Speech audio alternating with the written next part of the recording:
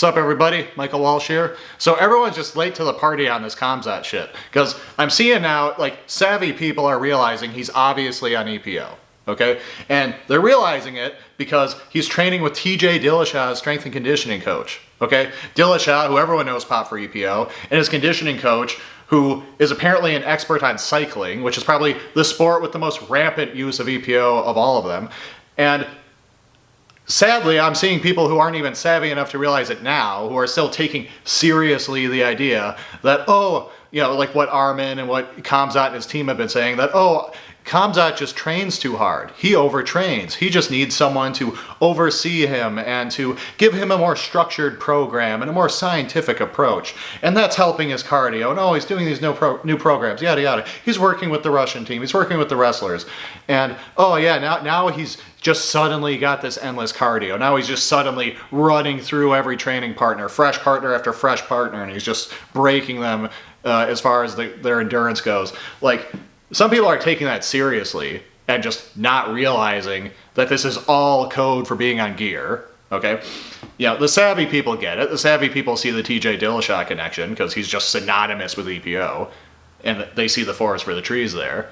But honestly, what's silly about this isn't even news. Like, we've known this since before the Whitaker fight. Okay? Like, let's take a walk down memory lane here. Before the Whitaker fight, that's where he announced that he was going to Russia. He was training with the Russian wrestling team. And it was all the same talk. It was, oh, my conditioning is going to be so great now. I've been overtraining and they're overseeing everything.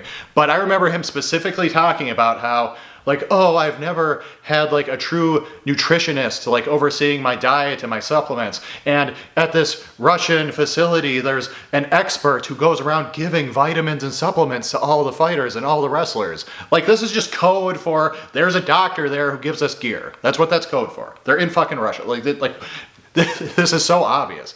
Like, none of that is how that works, okay? Like, toning down the training a bit and taking more vitamins is not going to double your fucking cardio all of a sudden, okay?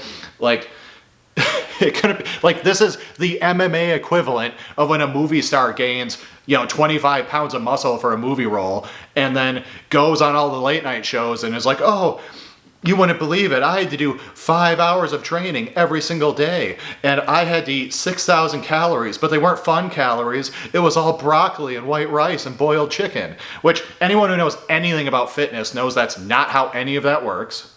And anytime you hear an actor say anything like that, you know they're fucking lying, and you know it's code for gear. They're just on steroids now.